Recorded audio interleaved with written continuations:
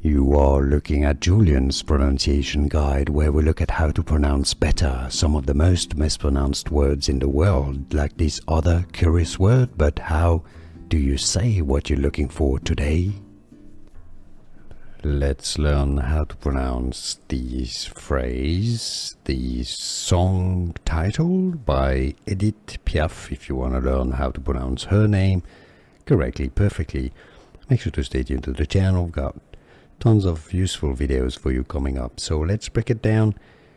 The French pronunciation here is hymne, hymne. So you have a silent H, you have an E sound, an M sound, and an N sound.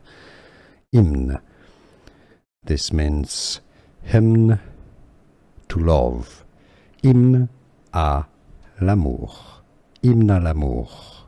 Hymne à l'amour. Or in English you could say it as hymne à l'amour. Here are more videos on how to pronounce more confusing words and names too many mispronounced. Like this video if you found it useful. I appreciate your support. I'll see you soon and thanks for watching.